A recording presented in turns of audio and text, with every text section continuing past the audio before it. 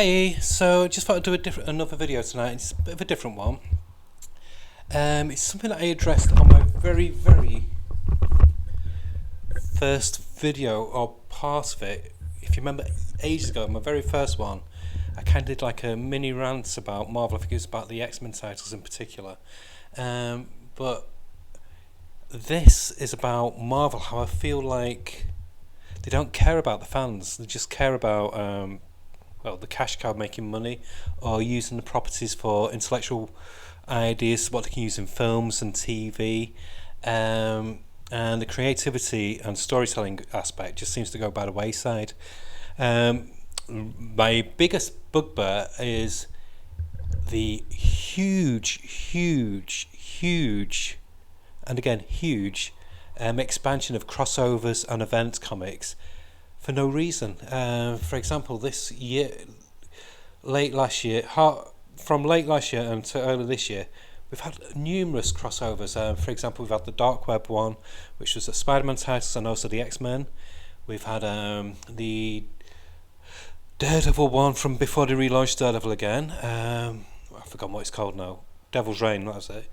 Which was a pointless crossover. And then when they relaunched Daredevil, the story carried on from the previous Daredevil volume. So it wasn't a relaunch, it was just new numbering, again, just to get more money. And then since then, there's been an X-Men and Captain Marvel crossover. There's been Axe, which was just again to try and sell Avengers and Eternals as well as X-Men. And I could go on and on. Coming up, there's a symbiote one which be crossing over with Carnage, Red Goblin, and Miles Morales. And I think that leads into another symbiote crossover, the Summer of Symbiotes. And then you've got Sins of Sinister at the moment, and after Sins of Sinister, they've got Fall of X. There's Avengers Forever. And it puts me off taking a risk and buying a Marvel comic. For example, case in point, Miles Morales. I bought the first reissue and I thought, I love it, it's fantastic. I found a Spider-Man comic that I can collect because it's unique, it's self-contained. And then as soon as I get into it, I find out that they're doing the this Carnage crossover, and I don't read Carnage. I don't read the Red Goblin. I have no interest in them. So I've been getting into the flow of the writer for Miles Morales, been really enjoying the stories, and suddenly it's going to be jolted with this new crossover, which will make no sense. It's pointless. I'm not buying Miles Morales to read Carnage. I'm not buying Miles Morales to read about Red Goblin, who I've not got a clue about. I don't read the normal Spider-Man titles. I've not for years. So I've dropped it. I've sold it. I've sold it on eBay tonight. So that's my policy now. If it's going to be a crossover that impacts for a few months, like this one is, I think it's about 7 parts to it. So it's going to impact Miles Morales for about 2 months, 3 months. So I'll just stop the comic.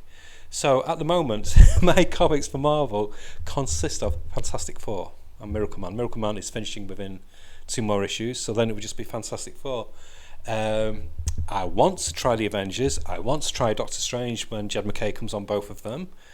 And I want to try Cosmic Ghost Rider, but I'm scared of trying them because I think I'll really get into the science, and the next thing you know, there's going to be an event or a crossover with a comic I don't get. And I don't like buying a comic and the run being interrupted because it's having a crossover. And I don't want to think, I'll just get in between the crossovers. I've tried, and it makes my collection look messy. It gets me OCD just going, no! So I really don't enjoy collecting Marvel now, because Marvel feels like you've got this shadow of either a crossover or an event, an unnecessary crossover or an event hanging over your shoulders within a few months. So I honestly don't. If Fantastic Four starts having crossover, I might stop that. So in the end, I'll have no Marvel. And I love Marvel. I love the I love the X-Men. I love Fantastic Four. I love the Avengers. I love all the cosmic Marvel stuff, but I just don't trust Marvel. I haven't for a number of years now. I know people might say, "Oh yeah, but what about DC?" Yeah, but DC, their events now, they've learned this past year, 2 years, they seem to have learned the lesson on their events. You don't need to bother with them. If you want to read the event, buy the events and buy all the spin-offs, but they're also self-contained.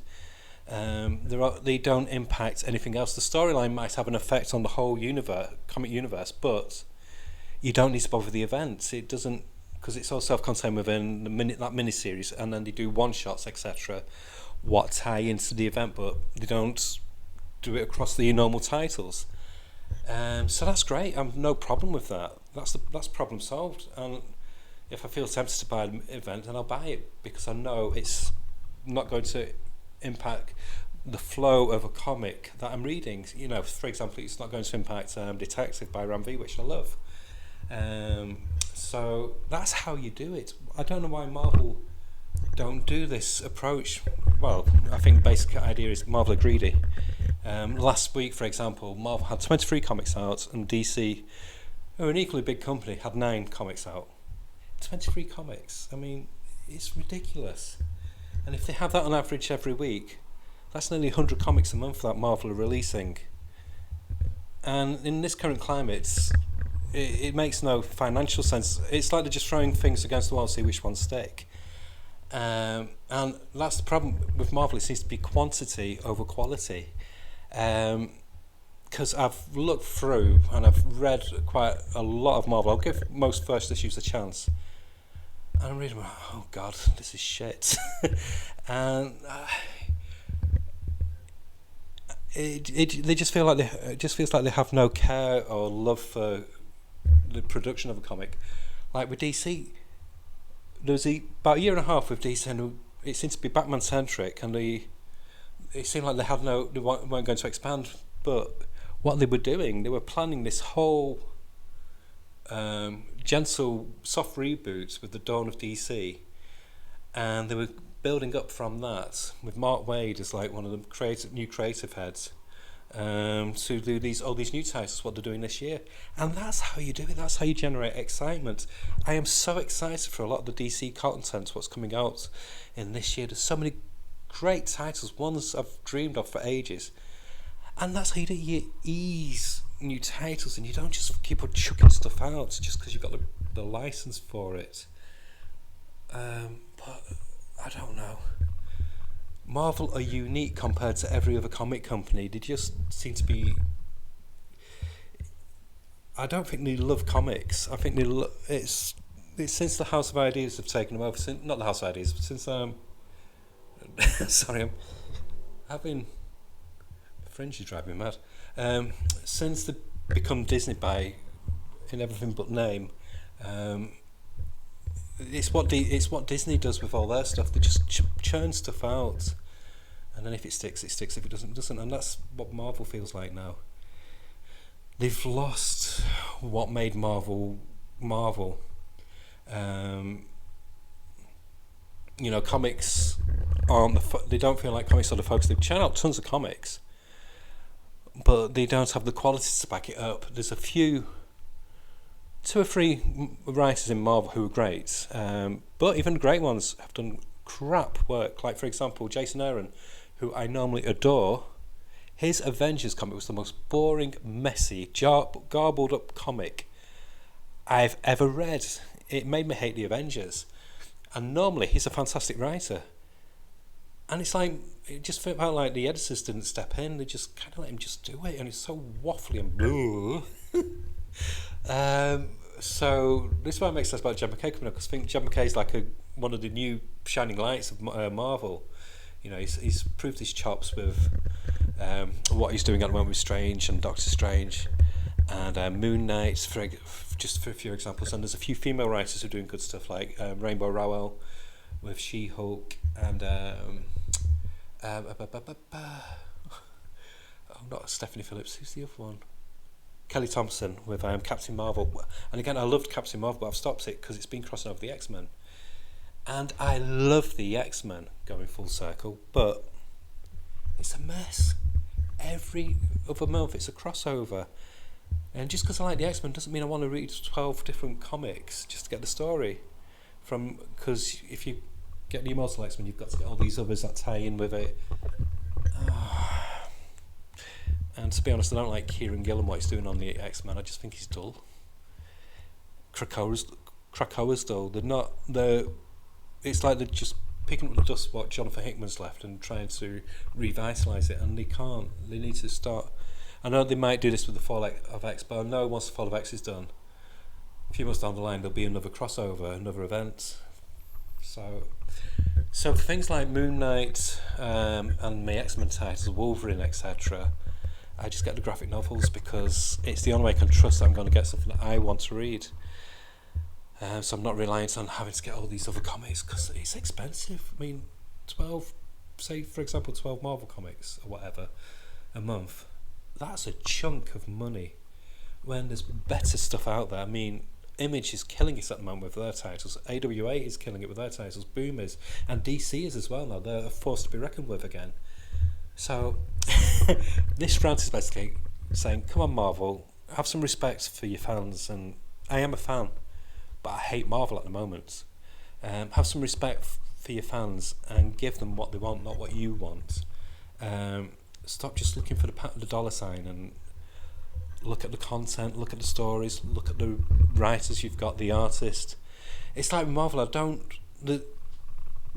example, World's Finest, I know Dan Mora's on it, I know Mark Waid's on it. Marvel, I haven't got a clue who the artists are because the artists aren't important to them. And that's the difference. With DC, they have this good harmony of artist and writer, and you get excited about the artist as well as the writer. But Marvel, they chop and change them all the time because of these crossovers. So anyway, that's it. You're most like, I don't know if you'll agree with this. It's just my personal view. It doesn't mean I'm right, but I am. But yeah, I'm just really jaded because I absolutely adore Marvel. In the 90s and 80s and 90s and early 2000s, I had so many Marvel comics because they were brilliant. And yeah, there was the occasional crossover, but it wasn't to this degree. It was like once a year, if that, and it only affected a few titles. But now, no Marvel. I've had enough, and I think there's a lot of comic fans who I speak to now. They used to be Marvel heads, and now they get one or two like I do because they just don't trust Marvel. And it's not good. It's not good for the comic industry. It might be great for the film industry, what they've got, and the TV industry, but that shouldn't be where Marvel are focusing. They should be like DC, where they're focusing on the comics themselves, and then you use that for other things. But Marvel at the moment is so ensconced in, and again they're doing what with TV and film, they're doing it the same with what they do with the comics. They're just throwing loads of it out, and not all of it's great. I mean, Doctor Strange, the last Doctor Strange film, I enjoyed it, but I was so distracted because Wong's hair kept on changing shape, size, and length from scene to scene. So there was no editing on it. It was just because they were just so desperate to get it out on time. So, and it feels that's the slapdash approach they've got across the films and the comics. But anyway, good grief, this rant has gone on for nearly 14 minutes, so I'm going to shut up now. So, a bit of a different video, but I've just been thinking about it a lot, so there we go. Okay. Anyway, so like I said, my next review though will be of Luther Strode, which is something I will be quite happy about because I am loving it. It's fantastic. So I've kind of given away the review, but it'll be a good review. Okay, bye.